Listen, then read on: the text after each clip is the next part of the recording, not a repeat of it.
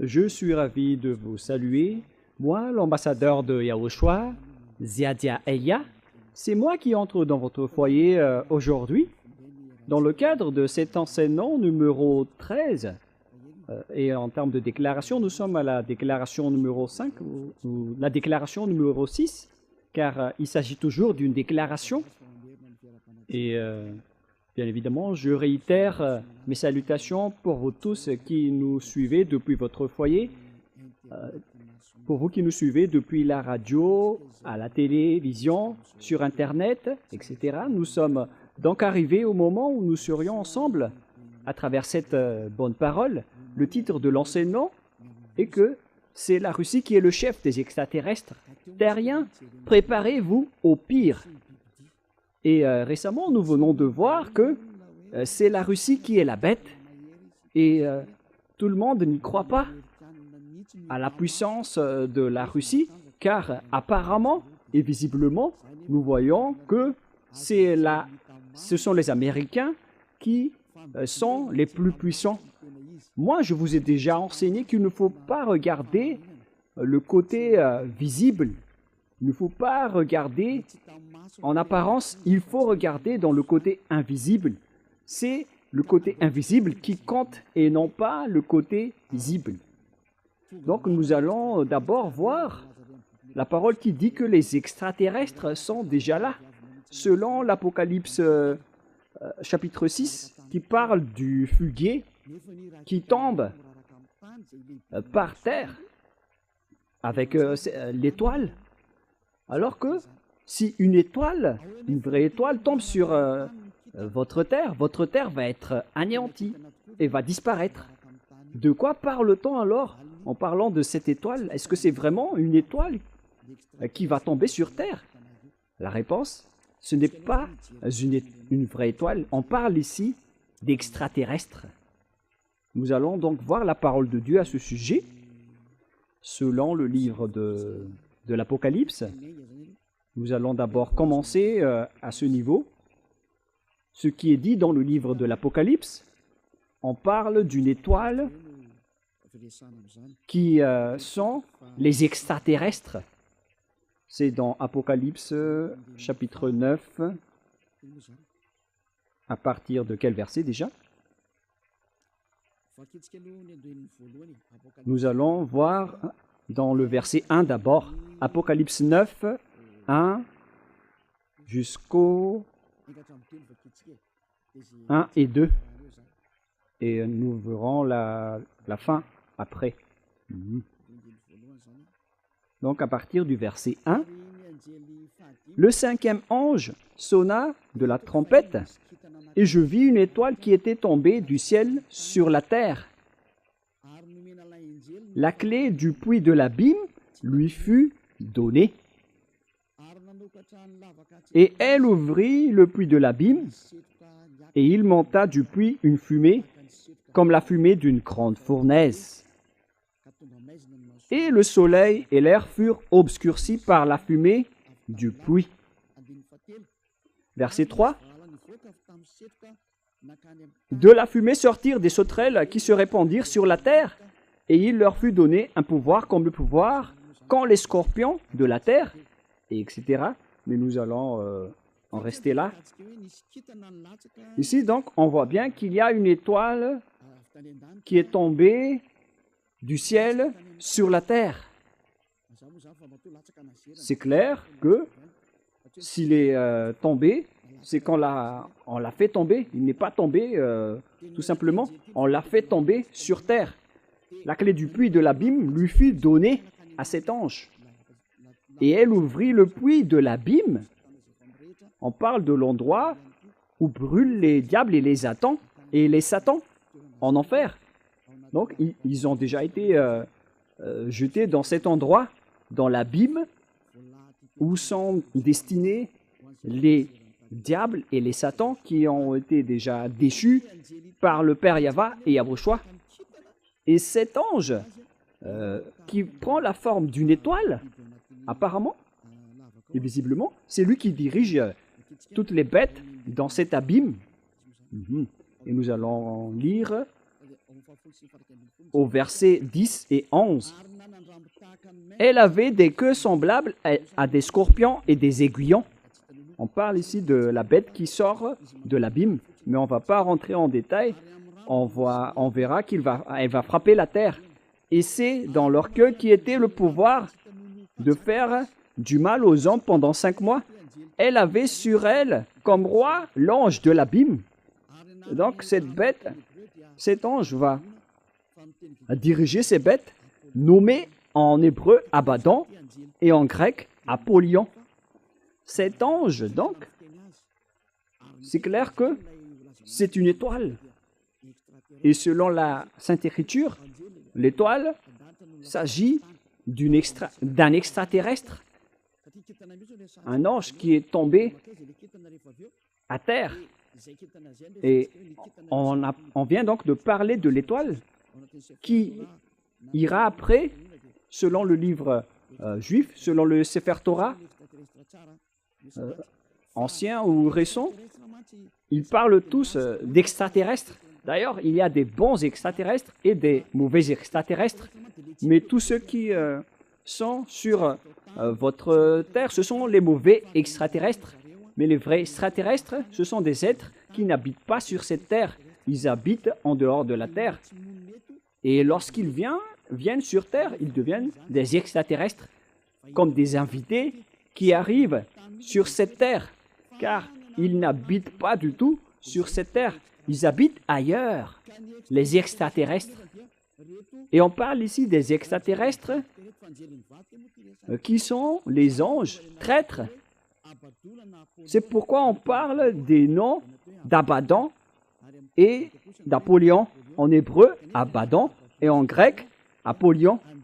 Et ces noms sont des noms des anges du diable. Si vous regardez dans le livre satanique, vous voyez qu'ils font partie des éléments du groupe de Satan. Ce Abaddon et ce Apollyon, ce sont des anges traîtres, Abaddon et Apollyon. Vous pouvez les trouver, ces noms, dans le livre satanique. Ce sont des éléments de l'ouné, de la bête, du dragon qui va frapper et travailler à la fin des temps. Ce que je veux vous montrer, c'est que l'étoile n'est autre qu'un extraterrestre, un mauvais extraterrestre, le diable satanique, qui prend la forme d'une étoile. Et ils vont tomber à la fin des temps. Nous allons lire cette parole dans Apocalypse chapitre 6. Nous allons regarder, préciser le verset. À partir du verset 13, Apocalypse 6, 13. Et les étoiles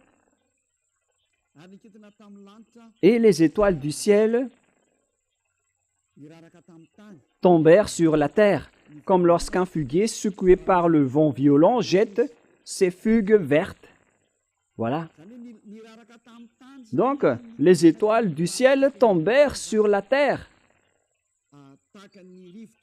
comme lorsqu'un figuier secoué par un vent violent, c'est-à-dire un arbre d'un figuier, lorsqu'il est secoué par un vent violent, il jette ses figues vertes. Voilà donc le déroulement de ce schéma selon la Sainte Écriture. Voilà la réalité ici. Lorsque l'arbre a été secoué par le vent violent, ses fruits, ses figues sont tombées. Et c'est pareil aussi, les extraterrestres, avec les extraterrestres qui vont tomber à la fin des temps. On a vu qu'on a enroulé... où se trouve cette parole déjà? Verset 12. « Je regardais quand il ouvrit le sixième sceau, et il eut un grand tremblement de terre. Le soleil devient noir comme un sac de crin, et la lune entière devint comme du sang. À la fin des temps, nous avons déjà parlé que l'atmosphère d'en haut va être vraiment déstabilisée à cause de la guerre et de l'anéantissement. Il y aura des fumées, et la lune va être entachée de sang, et le soleil devint noir comme un sac de crin. Voilà ce qu'on pourrait voir. Verset 13. Et les étoiles du ciel tombèrent sur la terre. Verset 14. Le ciel se retira comme un livre lorsqu'on roule, et toutes les montagnes et les îles furent remuées de leur place. À la fin des temps, qui est en ce moment, tout cela va se produire.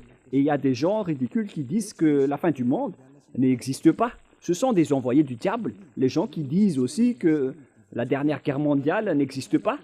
Bon, les diables n'espèrent pas cela, car si la guerre mondiale va éclater sur cette terre, les diables vont être détruits.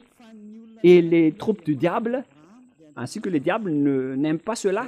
Mais les gens qui sont avec le Dieu d'Abraham, le vrai Dieu qui a rapatrié les Juifs sur leur terre, ils précisent que la fin du monde existe. Ce que je suis en train de vous enseigner, nous avons parlé du danger et de la bête qui va faire souffrir la terre, y compris la défaite des Américains. Et il y a certains aussi qui disent que les Américains, c'est impossible que les Américains vont être vaincus. Mais ça ne marche pas avec votre vision. Ça marche avec le programme de Dieu et le plan de Dieu pour dire aux gens qui disent que la guerre mondiale n'existe pas. Vous êtes ridicules. Si ça n'existe pas, alors les inondations, les vents violents, les réchauffements climatiques n'auraient pas dû avoir lieu. Mais la réalité, c'est que tout ce que Élia a dit sont accomplis sur votre terre. En 2003, Élia a dit qu'il y aura des voitures qui volent et c'est devenu réel aujourd'hui. Et c'est comme cela aussi que la guerre mondiale doit être accomplie. Et elle est déjà proche de vous, l'explosion. Mais en fait, on envoie déjà ce qu'on peut envoyer. Ça n'attend pas Élia. C'est dans cette période de Élia que ça va être éclaté, ça va exploser.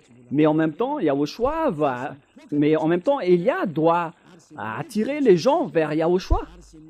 Mais tout ce qui doivent exploser, et les guerres doivent aussi dérouler. On ne peut plus empêcher et arrêter tout cela. Et on verra la suite. Mais pour vous qui dites que la guerre mondiale n'existe plus, c'est vous qui allez en mourir en premier. Et nous allons continuer la parole en disant que cette étoile qui tombe n'est autre qu'un ange traître, un extraterrestre. C'est-à-dire que tous les extraterrestres vont tomber sur cette terre. On vient de voir que et les étoiles du ciel tombèrent sur la terre, comme lorsqu'un fuguier secoué par un vent violent jette ses fugues vertes. Lorsqu'on parle du pillage que va subir la terre, ce n'est autre que les extraterrestres qui vont piller votre terre. Où est passée cette parole déjà? Nous allons également la lire concernant le pillage que va subir la terre. C'est dans Ésaïe 14 déjà. Où se trouve cette parole déjà, les enfants? C'est dans Ésaïe 14 ou Ésaïe 24, je ne me souviens plus. C'est le chapitre 24, je pense. Nous allons en préciser, voilà. La voilà. Ésaïe 24, verset 1. Voici, Yahva dévaste le pays et le rend désert. Votre terre va devenir comme un désert et aucune force, aucun humain ou aucun pouvoir ne peut contester cette parole, les enfants. C'est vrai. Mais les envoyés du diable disent le contraire. Ils disent le contraire. Ils en bouleversent la face et en dispersent les habitants.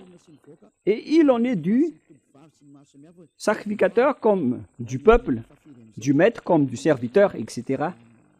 Et maintenant, à partir au verset 3, le pays est dévasté, livré au pillage. La voilà.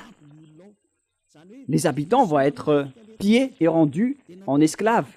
La terre va être attaquée. On va piller la terre.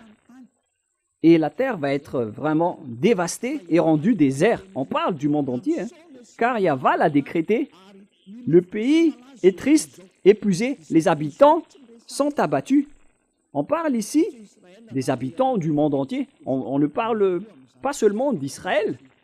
C'est le monde entier qui va être attaqué par ce grand danger et cette grande difficulté. Et après, nous allons voir où va ce problème, car on vient de voir que les étoiles qui tombent sont des extraterrestres.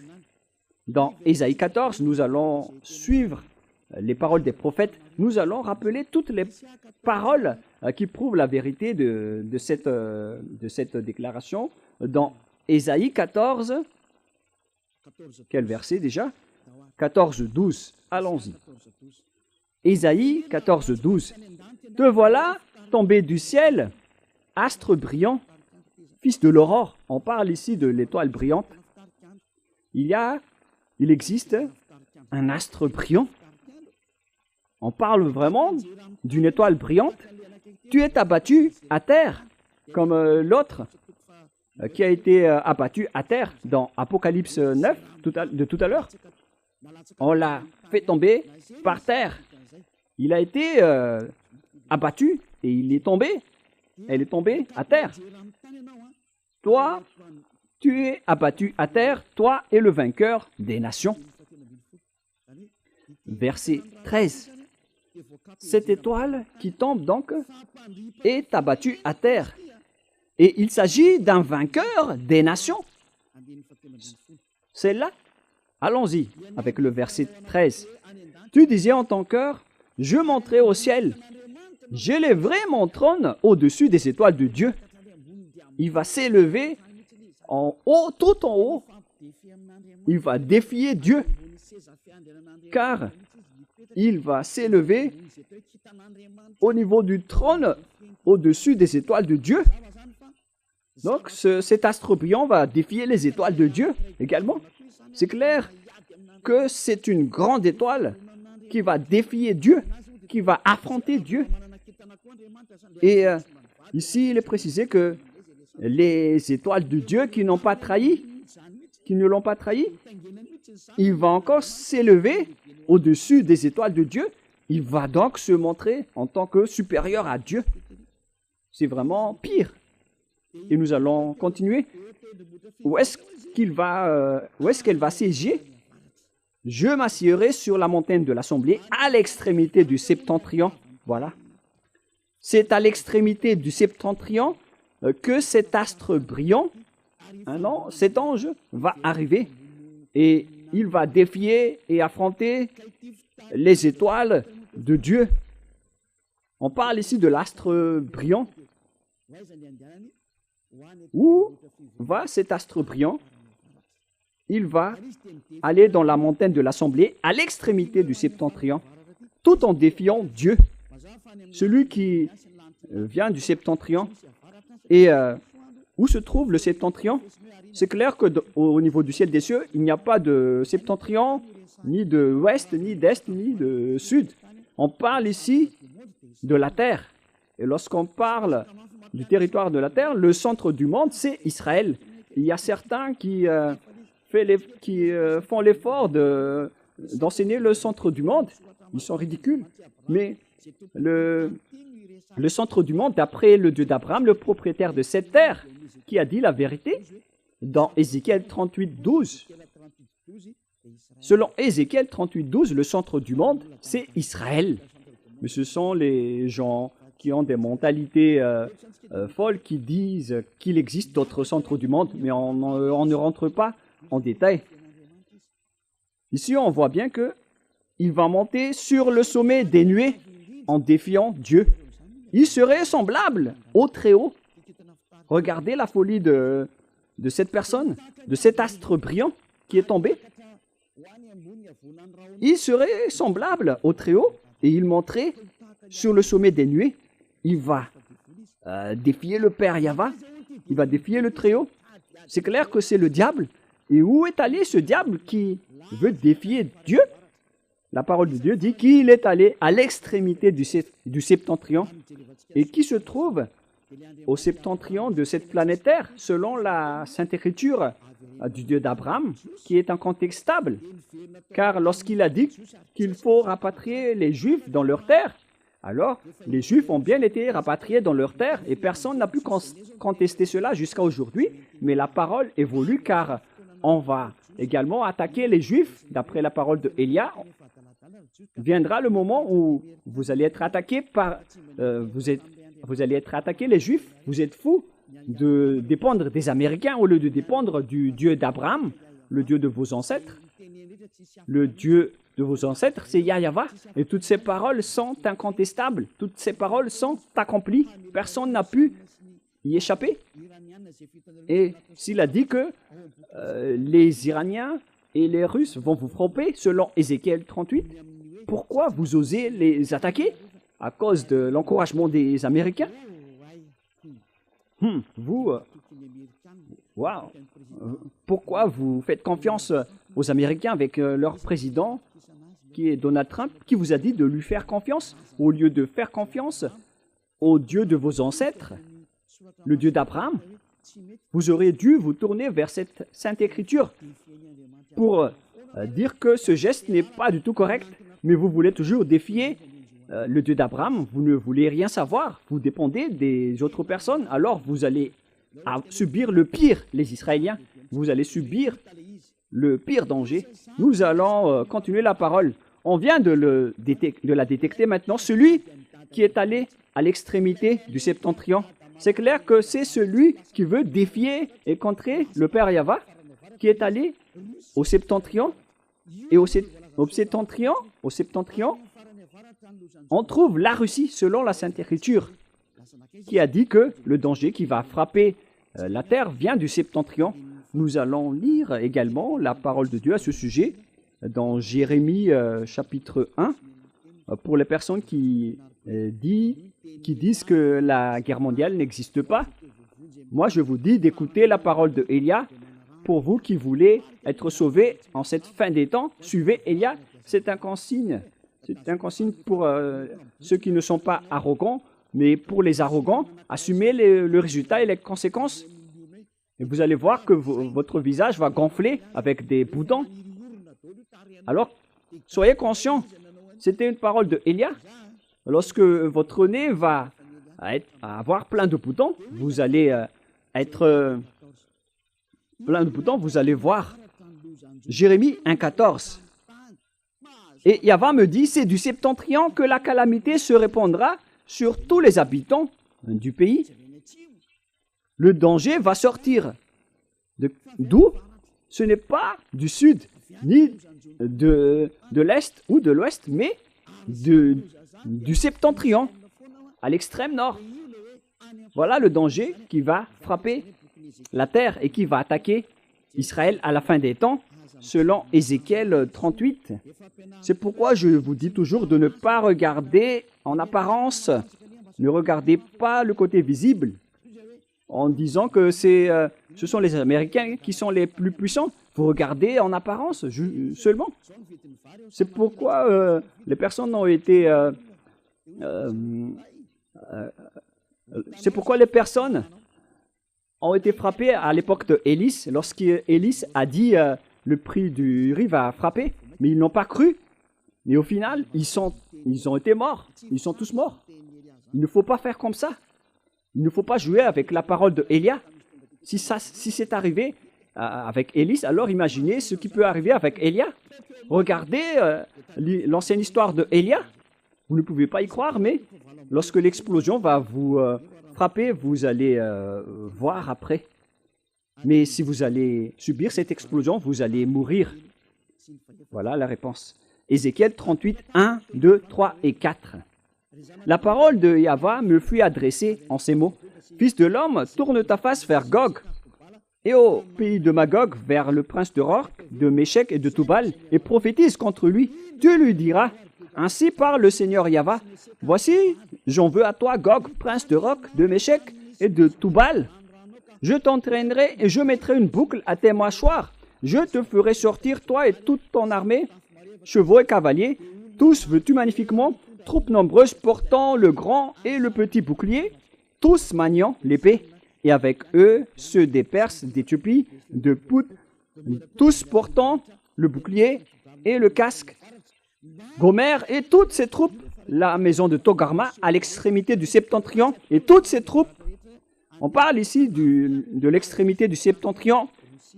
Et les pays du septentrion vont tous se rassembler pour attaquer. Et à la direction, il y a la Russie. Et c'est justement cette parole qu'on voit dans Ézéchiel 38, 14. Voilà. 14. Ézéchiel 38, 14, 15 et 16. C'est pourquoi prophétise, fils de l'homme, et dis à Gog, j'ai déjà enseigné cela, mais je vous le répète pour que vous soyez bien conscients, et ne dites plus, comment est-ce possible? Vous ne regardez que l'apparence et le côté visible, voilà votre problème. Ne regardez plus en apparence, regardez la force qui est derrière l'invisible, c'est ça qui est au commandement. C'est pourquoi prophétise, fils de l'homme, et dis à Gog, ainsi parle le Seigneur Yahva, oui, le jour où mon peuple d'Israël vivra en sécurité, tu le sauras. Les Israëls sont, on dirait que les Israéliens sont tranquilles, ils sont protégés par les Américains. Il y a des moments où ils sont calmes avec le reste du monde. Et on dirait qu'ils font régner la paix. Mais c'est seulement ce méchant Gog qui peut faire cela. Alors tu partiras de ton pays, des extrémités du septentrion. Vous voyez, on parle ici du septentrion. Et qui vient du septentrion, d'après ce que je vous ai enseigné, c'est Gog, le prince de la Russie. Ce monsieur qui va diriger le monde viendra de là-bas. Toi et de nombreux peuples avec toi, tous montés sur des chevaux, une grande multitude, une armée puissante. Où ils iront? Bien évidemment, ils vont attaquer Israël. Et s'ils vont attaquer Israël, c'est-à-dire que les Américains vont être dévastés. Oh, les Américains, le moment de votre destruction et de votre anéantissement est arrivé. C'est Élia qui parle. Une déclaration, un message venant du propriétaire de la terre. Il s'appelle Yahva et son fils préféré s'appelle Yahushua. Et son envoyé, c'est Élia. Déclaration de Élia. Le moment est arrivé de vous anéantir, les Américains et l'OTAN. Et si vous dites, comment est-ce possible? Vaut mieux rire. Nous allons lire, mais suivez toujours la parole. Alors tu partiras de ton pays, des extrémités du septentrion, tu t'avanceras contre mon peuple d'Israël comme une nuée qui va couvrir le pays dans la suite des jours. C'est-à-dire, à la fin, ils vont attaquer Israël. Pour ceux qui suivent le géopolitique mondial, vous voyez bien que le monde est déjà divisé en deux blocs. D'une part, il y a la partie qui est dirigée par la Russie, avec les Africains, les Arabes, les pays du Nord, avec les Asiatiques, les Orientaux. Ils sont tous rassemblés. Et regardez la politique de Trump. Même les Sud-Coréens sont en conflit avec lui, car ils utilisent trop de taxes. Même les Chinois les ont trompés et les ont trahis.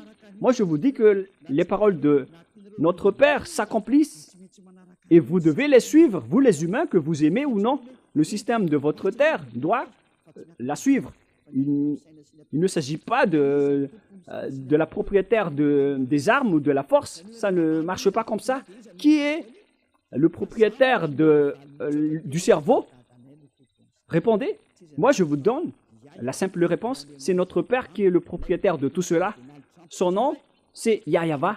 Celui qui commande le cerveau de Donald Trump en lui disant d'aider les Israéliens. Et il l'a fait. Il aurait dû faire le contraire, mais ça ne marche pas comme ça. Il doit toujours les aider jusqu'au moment où je vais dire aux Américains de s'écarter, car vous n'allez plus surmonter votre problème, les Américains. Et si vous allez dire, mais qui vous êtes? Qui êtes-vous pour commander ce monde? C'est Élia, si vous ne le connaissez pas, celui qui parle en ce moment, celui qui vous blâme. Car vous avez fait vraiment du mal aux yeux devant notre Dieu Père. Assumez les conséquences. Pourquoi vous avez osé toucher à notre livre? Pourquoi vous avez négligé votre livre? On vous pose cette question. L'objectif de notre livre, c'est d'ôter les péchés des gens. Pourquoi vous avez profané notre livre? Vous dites que notre livre font pécher les gens. C'est vraiment de l'usurpation.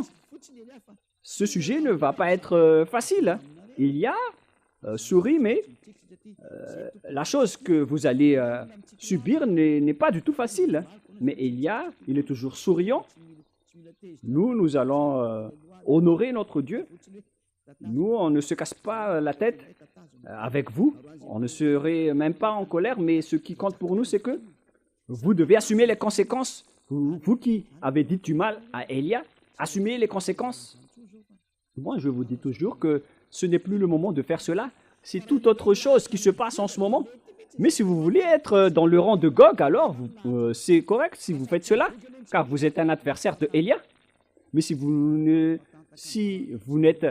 êtes ni avec Gog ni avec Élia, vous allez mourir juste comme ça. Comme les malades qui attrapent des sauterelles, ils vont mourir tout simplement, sans rien à avoir. Voilà le schéma. Mais pour que vous ne mouriez pas, alors ne dites plus du n'importe quoi en cette fin des temps, car vous voyez la réalité. Vous voyez les voitures qui volent. En ce moment, nous voyons tout cela. C'était la parole de Élia que vous n'avez pas cru en 2003. Voilà, il y a le feu qui consume la terre. La terre brûle automatiquement, ainsi que les voitures. Toutes les choses brûlent automatiquement. En ce moment, l'Europe brûle. La région d'Indonésie, d'Italie, il y a beaucoup de régions qui brûlent. Et ils font des déclarations de danger avec les volcans qui vont gravement exploser. Et d'ailleurs, ils sont tous en train d'exploser ensemble. D'après les nouvelles, il y a à peu près 10 jours, il y a les volcans qui s'explosent en même temps. C'est Élia qui a dit que les volcans vont exploser et il faut accomplir les missions pour les concerner. Envoyer les vents violents, les inondations et le réchauffement climatique. Pourquoi votre Dieu ne se lève pas pour contrer tout cela? Parce que mon Dieu, il parle et tout est accompli. Et nous sommes là pour accomplir ses paroles. C'est Élia qui est le chef de l'armée, hein. Élia ne cache rien. Comme notre grand frère, il est le plus grand au ciel des cieux et toutes les choses marchent sous ses ordres. On parle de Yahushua, le fils du Père Yahva. Pour ceux qui disent que Dieu n'a pas engendré, nous allons faire un enseignement à ce sujet. Pour les gens qui suivent le Sefer Torah, ils croient que Dieu engendre, mais pour les gens qui contre le Sefer Torah, ils disent que Dieu n'a pas engendré. Mais je vais vous enseigner cela après cet enseignement. Mais nous allons donc voir dans le vif du sujet. On parle ici des Russes. Où vont aller donc les extraterrestres qui vont combattre le Père Yahva, c'est-à-dire le grand chef des gens traîtres? Il est allé où? La Sainte Écriture est claire. Il est allé en Russie. Donc leur chef se trouve là-bas. Le chef, le cerveau, qui a défié le Père Yahva depuis le ciel des cieux, il est arrivé sur cette planète Terre et il va siéger en Russie. Sa base se trouve là-bas. Ils vont faire leur assemblée là-bas. Nous avons vu cela dans Ésaïe 14 et nous allons le rappeler. Où ils vont faire leur assemblée. Alors préparez-vous, l'ONU, vous allez être détruits. Vous n'aurez plus votre siège en Amérique. Et osez dire que ce n'est pas vrai. Ceux qui sont avec Jésus ou Allah. Élia vous dit que l'ONU doit dégager des États-Unis et l'ONU va être déménagée en Russie. Cette parole est directe. Élia donne l'ordre aux Américains de dégager l'ONU de chez eux. L'ONU est ordonnée de quitter l'Amérique. Déménagez-vous en Russie. C'est un ordre. Et vous allez dire, mais c'est quoi ce discours qui est un peu bizarre que vous faites, Élia? Élia, il donne des commandements et des ordres. Et les gens qui iront au ciel des cieux, ils sont contents d'écouter sa parole. Mais les gens qui iront en enfer, ils sont en colère et énervés en écoutant sa parole. C'est comme ça qu'on distingue les gens qui iront au ciel des cieux et ceux qui iront en enfer. Et si vous dites, mais de quel culot? Car les Américains sont une superpuissance en ce moment. Mais pourquoi vous dites qu'il faut dégager l'ONU des États-Unis? Moi, je vous ai déjà dit que les Américains vont être gravement blessés. Et c'est logique que l'ONU va quitter le faible pour aller vers la puissance qui est la Russie. Alors, il faut que vous quittez les États-Unis, l'ONU, comme le dirigeant américain a expulsé et a supprimé les branches de l'USAID dans le reste du monde, dans le monde entier. Il les a vraiment supprimés. On parle de l'USAID, mais je ne me souviens pas de manière précise. Donc, toutes les branches financières en partenariat avec les Américains, ils les ont tous supprimées, y compris ceux qui sont à Madagascar. Ils les ont tous supprimés, car les Américains ont un problème que vous ne voyez pas. Ils ont un problème, car Élia l'a dit. Lorsque Élia parle, la parole circule. C'est pourquoi les Américains ne veulent plus aider les Ukrainiens. Ils en avaient marre. Avec le président Donald Trump, il a dit que vous avez gaspillé les armes. Et c'est ridicule. Parce que maintenant, il a recommencé à ravitailler l'Ukraine en armement, car Poutine a bombardé les Ukraines. Et Donald Trump ne sait plus quoi faire. Car le président ukrainien Zelensky a appelé au secours. Pourquoi vous n'allez pas réagir avec tout cela? Et après, Donald Trump était triste pour eux. Et même si ça ne vient pas de son cœur, il les a aidés. Lui aussi, il veut avoir le prix Nobel de la paix. Et il fait cela, Donald Trump. Mais Poutine ne veut rien savoir. Il continue à bombarder les Ukrainiens. Et ils ne savent plus quoi faire. Mais pour nous, ce qui compte, c'est l'accomplissement de notre parole, la parole du Père Yahva et de notre Yahushua. Voilà donc le déroulement de l'histoire en général. Et donc, si cet extraterrestre est allé vers l'extrémité du septentrion, l'astre brillant, il va attirer quoi? Après, nous allons lire dans Ésaïe 14.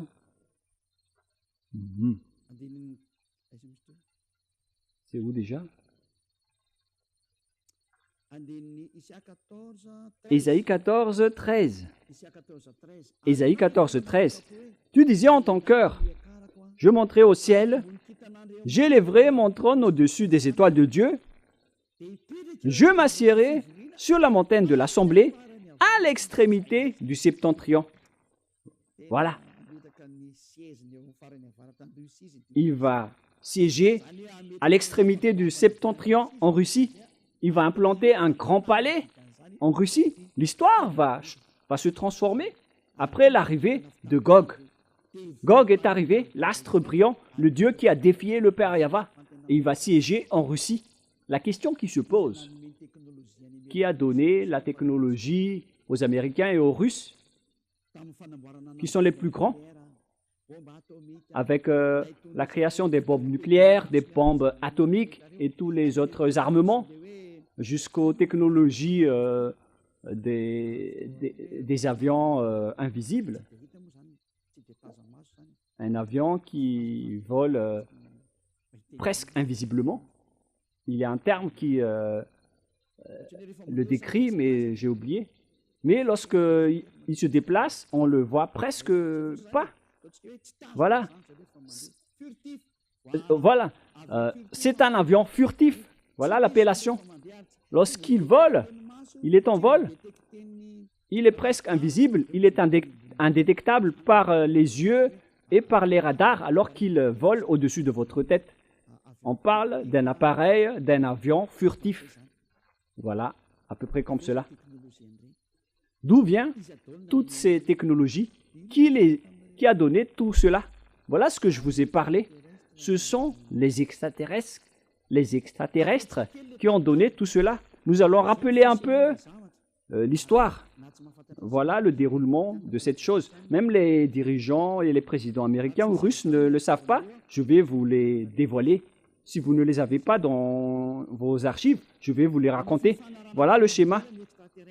Les extraterrestres ont fait un accord avec les humains, avec Louné, leur président, le plus grand des diables. Il s'appelle Louné. Et Louné a fait tout le programme pour anéantir et détruire la Terre. Car lorsque ils étaient en colère contre le Père Yahva et Yahushua, il a décidé de détruire la terre. Et il a projeté de transformer les humains en diables. Et la terre possède un propriétaire qui est le Père Yahva et Yahushua qui a façonné toutes les créations. Le pouvoir et la conscience vient du Père Yahva, mais c'est Yahushua qui a tout façonné après. Et après la création de la terre a été anéantie par les diables. Et après est venu le moment où Yahushua a sauvé la terre. Et le Père Yahva l'a accepté. Lorsque Yahushua a été crucifié, les gens ont été restaurés auprès du Père Yahva. Mais les imbéciles, les méchants de diable n'ont pas accepté. Ce ne sont que des assassins. Et voilà, ils ont tout fait pour tromper tous les humains pour qu'aucun d'eux ne soit sauvé. Par exemple, si vous allez à l'église, vous cherchez les moyens pour que vous ne serez plus pécheurs.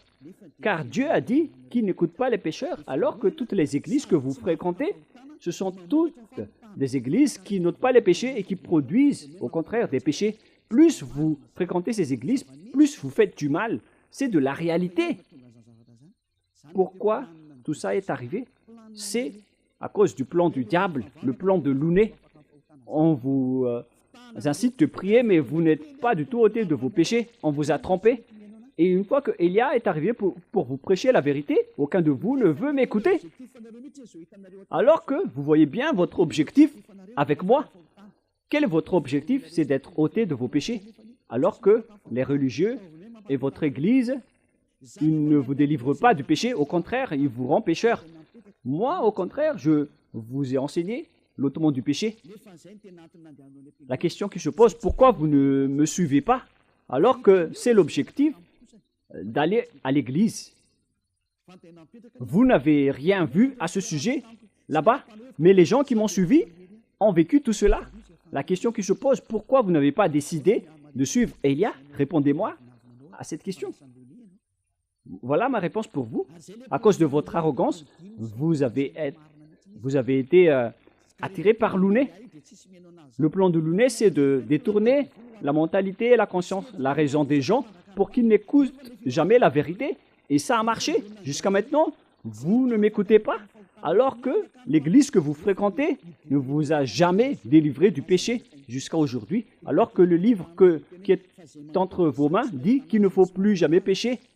Ce livre dit que celui qui pêche n'a jamais vu et n'a jamais connu Dieu. Le livre que vous tenez dit que Dieu n'écoute pas les pécheurs. Mais vous ne voulez rien savoir à toutes ces paroles. Vous dites toujours que Dieu pardonne, Dieu comprend, il faut juste se repentir et ça marche. Vous voyez bien que votre anéantissement est logique, car Dieu n'a jamais dit cela. Il a dit, ne péchez plus. Mais c'est votre religieux qui n'est pas délivré de ses péchés. Il ne sait plus rien faire. Il vous trompe, il vous manipule, les prêtres et les pasteurs. Et vous acceptez aussi leur folie. Et vous traînez, vous enchaînez. Vous êtes enchaînés à eux. Alors que le vrai livre dit qu'il ne faut plus jamais pécher. Mais au contraire, vous êtes pécheurs jusqu'à la fin. C'est-à-dire que vous avez été trompés par le pasteur et les prêtres. Ils vous ont bien eu et vous allez être jetés en enfer. Une fois que vous allez quitter cette terre, vous irez en enfer. Car vous profanez et vous dénigrez cette parole, cette vraie parole. Et vous n'échapperez pas au jugement. Même les prêtres et les pasteurs, ils vont être jugés de manière atroce. alors ne mourrez pas. Mon père est pasteur. Les morts ne peuvent plus revenir, même s'ils disent, ils supplient de revenir sur cette terre pour dire aux humains que c'est grave ce qu'ils subissent, mais ils ne peuvent plus revenir. Maintenant, c'est au tour de Élia de vous dire, mais si vous n'écoutez pas, tant pis pour vous. Je vous ai déjà tout dit. Je représente le ciel des cieux pour vous prêcher Yahushua. Mais si vous n'écoutez pas, alors ne mourrez pas. Vous irez en enfer. Vous allez être terrifiés devant le grand jugement, même devant le tribunal d'Anous pour aller dans la prison de Siafa. Vous avez peur. Et imaginez le grand jugement de la vie éternelle que vous allez subir. Dites, sachez que vous avez déjà attrapé par l'ouné. Qu'est-ce qui est dit dans la Bible? Les humains vont utiliser le fusil pour tuer et pour tirer sur Yahushua. C'est vraiment un pire danger. C'est dans le livre de l'Apocalypse. Quel verset déjà? Quel chapitre? Chapitre 20. Voilà. Nous allons voir ensemble.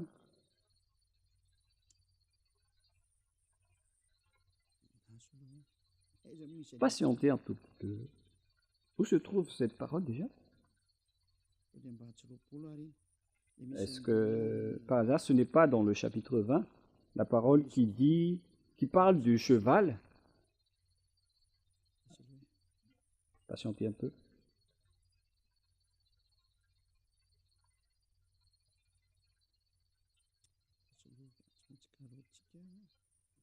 Nous allons bien chercher. Apocalypse 19, 11. C'est le chapitre 19. Apocalypse 19.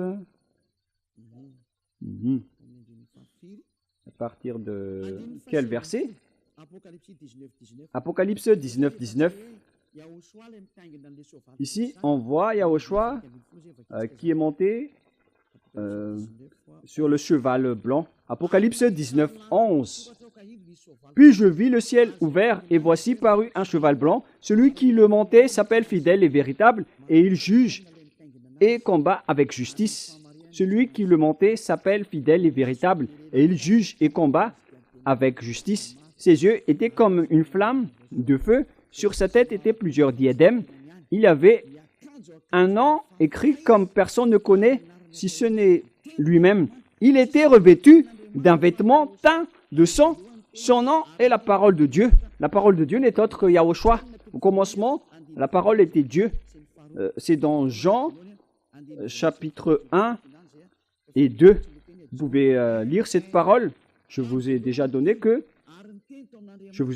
que c'est dans Jean 1 et 2. Au commencement était la parole, et la parole était avec Dieu, et la parole était Dieu, et elle était au commencement avec Dieu.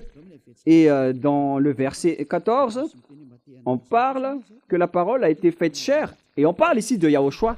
Nous allons d'ailleurs relire cette parole dans Jean 1.1. Au commencement était la parole, et la parole était avec Dieu. Et la parole était Dieu. Et dans le verset 2, elle était au commencement avec Dieu. Verset 3, toutes choses ont été faites par elle, et rien de ce qui a été fait n'a été fait sans elle. Verset 14 maintenant. On parle ici de la parole qui a été faite chair. Verset 14, nous allons lire ensemble. Et la parole a été faite chair, et elle a habité parmi nous. On parle ici de Yahushua. Et donc la parole de Dieu, dans Apocalypse 19, verset 11, ce n'est autre que Yahushua, bien évidemment. Nous allons maintenant revenir vers l'Apocalypse 19. Apocalypse 19, 11, selon la parole de Dieu. Puis je vis le ciel ouvert, et voici parut un cheval blanc.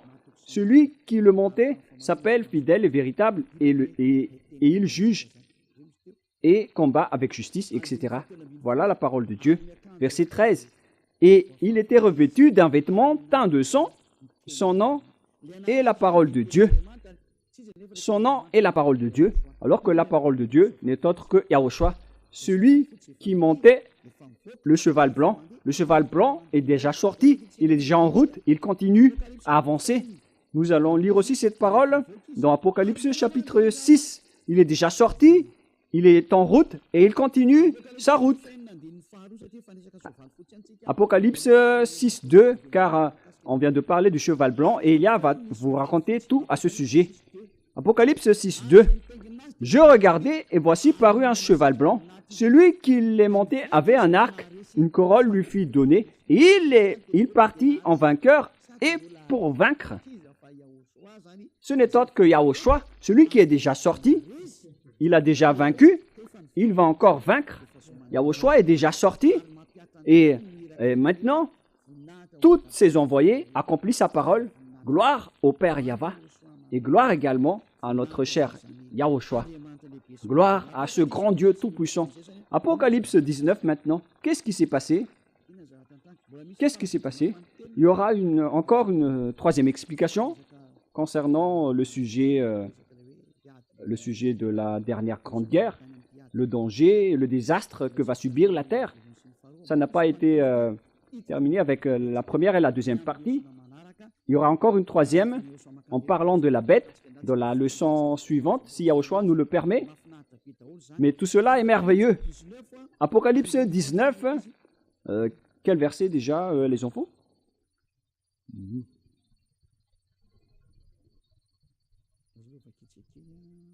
Nous allons lire ensemble. Verset 19, Apocalypse 19, 19. Et je vis la bête et les rois de la terre et leurs armées rassemblés pour faire la guerre à celui qui était assis sur le cheval et à son armée. Oh mon Dieu!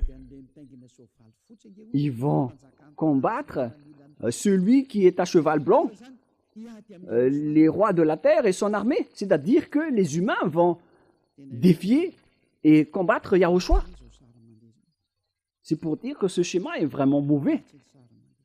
C'est vraiment un mauvais schéma. Donc la réalité, les gens, dans le cas de cette fin des temps, les diables, avec les humains qui ont été créés par Yahushua, ils vont se rassembler pour utiliser l'arme pour persécuter Yahushua, comme lors de la crucifixion. C'est le même schéma, mais maintenant, ce sont les humains qui ont été transformés pour porter après le fusil, des fusils et des armes pour combattre Yahushua. Ce sont vraiment des méchants. Ils provoquent vraiment la colère de Yahushua. Car maintenant, ce sont les créations qui vont défier le Créateur. Quel humain peut défier le Créateur qui vient d'en haut? Car Yahushua va monter le cheval et il va débarquer dans l'atmosphère.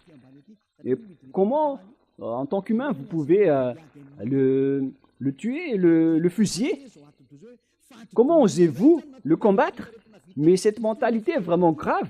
Mais c'est quel genre de mentalité que les gens ont eu pour qu'ils osent fusiller leur Créateur? La raison est simple. C'est pourquoi Élia est là.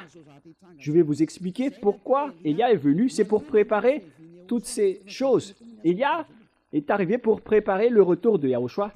C'était d'ailleurs mon rôle depuis le temps. C'est pour arranger toutes les choses. C'est pourquoi je vous dis que ce ne sont pas avec les forces des Américains. Ça ne marche pas comme ça. Ça marche avec tout ce qui est écrit. Élia est arrivé pour vous dire votre chemin. Mais ne dites pas du n'importe quoi en disant que ce sont les Américains et le pape qui est là, ou le pape qui est la bête. C'est Jésus qui a dit cela. Jésus n'a rien dit de vrai. Si Jésus a dit la vérité, vous aurez déjà dû être ôté de vos péchés. Mais si aucun de vous n'est ôté de vos péchés, sachez que c'est une parole du diable. Soyez conscients. Mais voilà la suite. Il y a la chose que Louné, le diable satanique, a fait, c'est de détourner la raison des humains. Et pour détourner la raison des humains, ils ont dû envoyer des leur envoyer pour transformer tous les humains en race diabolique, en race de diable. Voilà leur plan. Ils vont transformer les humains en bêtes pour qu'ils ne connaissent plus leur Dieu créateur. Ils ont transformé les humains. Et qu'est-ce qu'ils ont fait? Puisqu'ils ne pouvaient pas entrer sur votre planète Terre, surtout en cette fin des temps. La preuve, c'est que lorsqu'ils étaient entrés ici, au commencement, le Dieu Père Yahvé a envoyé le déluge. Lorsque les diables s'est accouplé avec les humains, et ils ont engendré des Néphilim.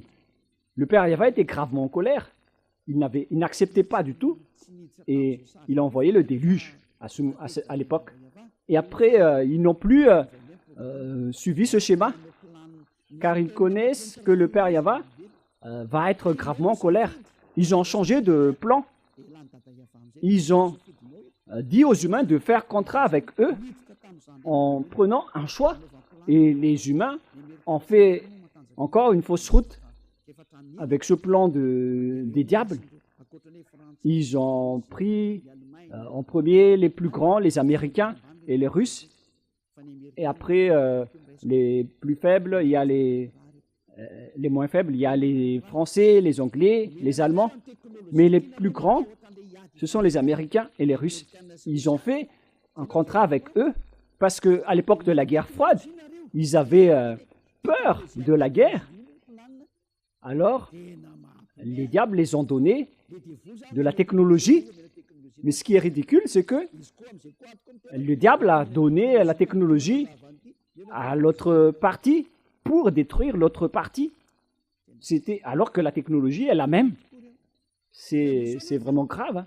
Mais le pire, c'est qu'ils ont cru, à condition, dans l'accord, que les diables vont faire des clonages ici. Ils vont transformer les humains. Ils vont développer le clonage. Ils vont détruire la race humaine.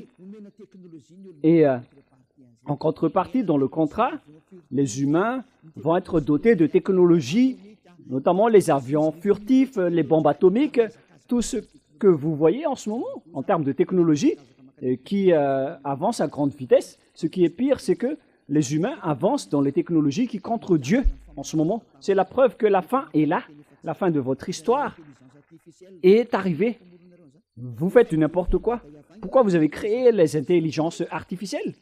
Vous êtes en train de défier le Père Yahvé avec les intelligences artificielles. Vous prenez la place du Créateur. Moi, j'ai vu que les Chinois font jouer leurs robots au ballon, au football. Ce schéma n'est plus normal. Vous êtes en train de défier le Créateur, mais vous n'y arriverez jamais. Même Lounet a cherché les moyens de le faire, mais il n'est jamais arrivé, car il ne peut jamais créer le souffle et l'esprit. Avec la chair, il peut réussir, mais Lounet ne peut jamais créer le souffle de la vie et de l'esprit. C'est la spécialité seulement du Père Yahvé. Mais il va résister, il va essayer de combattre jusqu'à la fin. Et au final, ils ont fait un accord avec les Américains, les Russes, en contrepartie des technologies. Les Américains et les Russes ont des technologies sophistiquées, mais ils font semblant de rien avoir. Et le pire, c'est que le président russe doit être attiré par ses mâchoires pour sortir. S'il ne voulait pas sortir, c'est que il a peur de mourir, mais s'il voulait sortir, il aurait déjà dû détruire rapidement les Américains. Ils ne sont rien devant les Russes, les Américains. Ils ne vont même pas durer une journée. Et moi, je vous dis que les Russes n'ont pas de grands armements. Leur arme a la dimension de ma main, comme vous pouvez le voir. Je vous dis au président américain Donald Trump que la dimension de l'arme russe, c'est comme celle-ci. Mais vous ne connaissez pas qu'est-ce qui se trouve dans la mallette de Poutine. Certains disent que c'est la télécommande des bombes atomiques. Ce n'est pas du tout le cas, mais c'est une arme qui a la dimension de ma main. Et comment ça marche? Moi, je vous dis tout simplement que les technologies des Américains viennent des extraterrestres. Voilà, en contrepartie. Et les technologies russes aussi viennent des extraterrestres. Alors que le chef des extraterrestres se trouve en Russie. Vous êtes fous si vous allez dire que le subordonné va vaincre le grand chef, alors que le grand chef se trouve en Russie. Mais les subordonnés sont les Américains. Et la question se pose, après la guerre, qui va vaincre, le subordonné ou le grand chef? La réponse, c'est le grand chef qui doit vaincre, parce que ça va être ridicule si le général va être vaincu par le lieutenant. C'est vraiment ridicule. C'est le général qui doit vaincre jusqu'à la fin, car il est le cerveau de toutes les stratégies. Et ce schéma est pareil. Lorsque la guerre va éclater, on doit voir où se trouve le grand chef. Le grand chef se trouve en Russie et non pas en Amérique. Voilà la réponse pour vous. Donc, les Américains ne vont jamais vaincre, quoi qu'ils fassent. Moi, je vous dis que l'arme que la Russie va vaincre le monde entier, y compris les Américains, a la dimension de ma main. Que chacun soit conscient, car voilà la réalité. Si vous dites, quelle est la réponse? Moi, je vous donne une simple réponse. Où se trouvent les commandes de toutes ces choses?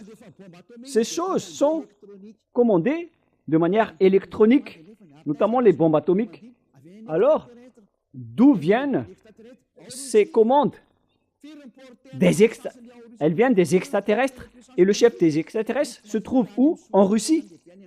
Et mesurer après le pouvoir des Américains. Et mesurer aussi le pouvoir des Russes. La source vient toujours du grand chef, c'est-à-dire la Russie. C'est simple quand dire bonjour. Alors, où se trouve la source de ces armes? Ces armes viennent des extraterrestres. Donc, ils ont réussi, car ils ont réussi à tromper les humains. Premièrement, la première tromperie, c'est avec les gens qui ne veulent pas se repentir pour être ôtés des péchés. Et vous en faites partie, car vous voyez les enseignements, vous voyez les témoins, que ceux qui sont avec nous sont vraiment ôtés des péchés. Pourquoi vous ne vous rapprochez pas? C'est que vous êtes déjà devenus des amis du diable. Ils vous ont déjà attrapés, vous êtes dans leur filet, vous êtes leurs esclaves. Vous allez faire leur folie et vous allez fusiller à Yahushua. Après son retour, vous allez regretter, mais vous devez prendre ce chemin. C'est pour dire qu'ils ont réussi les diables, car tout le monde entier, tous les habitants de la planète Terre sont engloutis par eux. Personne ne peut les battre, car ils vous dirigent au niveau de votre cerveau. Ils vous donnent des ordres. La preuve, vous ne voulez pas écouter cette vérité. Combien d'années vous fréquentez vos églises? Mais à quel moment vous étiez ôté de vos péchés? Jamais. Maintenant, vous faites un mensonge. Après que Élia est arrivé, vous osez dire que vous aussi, vous ne péchez plus. Encore une fois, vous avez commis un péché. Vous avez encore tué, encore une énième fois, votre esprit. Vous le jetez encore une fois en enfer. Regardez le schéma. Le diable vous a attiré pour fusiller votre Dieu créateur et vous n'êtes plus conscient. Maintenant, c'est logique si vous allez fusiller votre créateur, car on est en train de vous dire que votre église, votre pasteur et votre prêtre ne délivrent pas des péchés. Vous n'avez aucun espoir. Alors, pourquoi vous restez encore dans ces endroits? On vous dit que Dieu n'écoute pas les pécheurs. Alors, qui vous écoute dans votre église? C'est le diable, mais vous ne voulez rien savoir. Et ça va être pareil au retour de Yahushua. Vous allez oser le fusiller. Et là, c'est les humains. Voilà le schéma atroce que vous allez subir. Imaginez le colère du Créateur lorsqu'il va revenir. Vous faites partie de ceux qui l'a rendu en colère, car On vous a appelé, vous ne voulez pas entrer, alors vous méritez d'être consumé en enfer.